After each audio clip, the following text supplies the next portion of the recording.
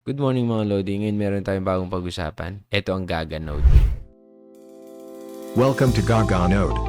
Gaga Node, the next generation decentralized residential bandwidth marketplace, is the new product released by Mizon Team. Alam nyo yung pinakita ko sa inyo na Minima project. Same lang din ito. Pero ito kasing Gaga Node is nakafocus dun sa bandwidth mo. Ibig sabihin, may panggagamitan na. For example, nagbabayad ka sa PLDT ng every month, 3,000. Ganon. Tapos may mga bandwidth ka na hindi nagagamit. Yung mga hindi nagagamit na yun ay co-convert yun. Ibig sabihin, kukunin yun ng Gaga Node para i-distribute sa marketplace. Ngayon, mabibigyan tayo ng reward. Magagawa ito sa phone at saka sa PC. So, pag-check nyo dito, nagra-run na ako ng Node. Madali lang yung installation. So, ngayon, ang gagawin natin is mabilis ang introduce lang dun sa project. Status ng Node ko is running. Nakita nyo yan? So, pwede nyo yung ma-check. Katulad nito, punta ako dun sa may Gaga Node. Ito. So, dito yung mga code. So, una mong gagawin, sabi niya, download and install. Paano ba mag-download and install? Sabi niya dito, please use Windows PowerShell and run as administrator. Ano ibig sabihin yan?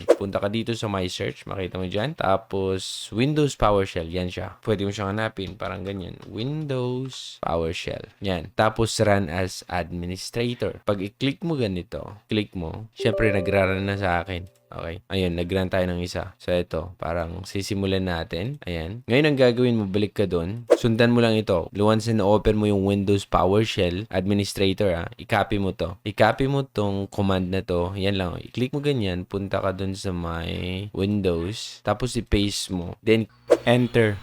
Ibig sabihin, ang gagawin niya, once na-click mo yan, magra-run niya, da-download niya yung application. Once na-download, hindi ko na gagawin yan kasi meron ako. Okay, eto, nagra-run na siya. Dine-demonstrate ko lang siya. After nun, once na-download, kunin mo to. Kunin mo to, tapos balik ka doon, start mo siya. Paste mo lang, paste and then start. Yung na-download na application, mag-start yun. Okay? At ganito na mangyayari. Ganito ang mangyayari. Nagra-run na siya. Paano mo malaman kung nagra-run yung node mo? I-check mo yung status niya. Eto. Copy mo lang to. Check app status. Copy. And then, punta ka dito. Close na natin yan. Di ba? Ayan. Ito yung nagra-run node ko. Paano ko malaman kung nagra-run pa siya o nag-stop? So, i-click ko yung node. Tapos, enter.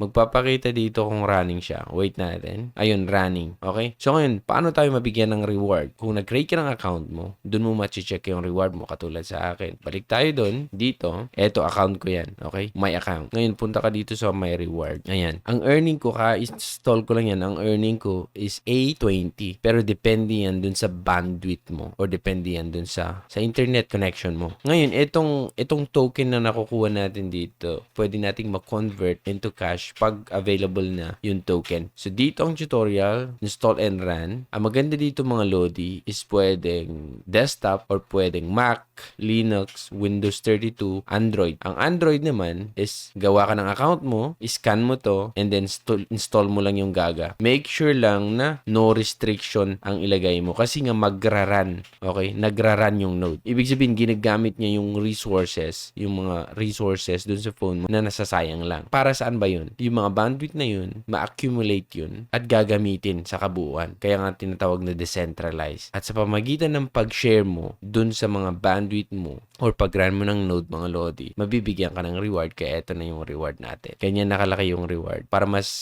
malinaw. Android, scan mo lang to and then pwede ka na mag-run ng node. So, gagawa lang kayo ng account nyo. Ilagay ko yung registration dyan sa baba. Kung gusto nyo mag-register, eto. Importante to email, password, at saka confirm password. Dapat alam nyo to. Dapat yung alam na alam nyo. Ngayon, input the captcha 6 times 3 plus 50 and then put nyo. Ngayon dito, send me verification code yan. Ibig sabihin, pag click mo yan, mapupunta, magsisend sila ng code dun sa email na niligay mo. And then, register. Yung invitation code is optional naman yan. Pero pag gusto mong ilagay yung code ko, okay lang din. Kung gusto mong tanggalin, okay lang. Pero ilagay mo na.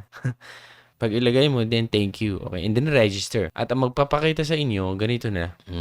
ganito na. Okay? So, makita mo yung tutorial, install. Okay, dito mo na install. Kung saan mo gusto i-install itong app, okay, pwede sa phone, sa Android. Scan mo lang yan. Okay, scan mo lang and then, iset mo sa no restriction. Punta ka doon, no restriction. So, ganun lang mga Lodi. Saan ko kasi in-install? Dito lang sa computer ko. Ayan. So, finalo ko lang to. Madali lang siya. At kung meron kayong question mga Lodi about dito, ilagay nyo sa comment section at sasagutin ko yan via TikTok. Mas madali kasing sumagot dun sa TikTok. Okay? Ngayon, pag di pa kayo naka-follow sa TikTok account ko, follow lang kayo mga Lodi para updated kayo dun sa mga sagot ko. Okay? So, yan lang mga Lodi. Ako si Trogi and thank you so much for watching.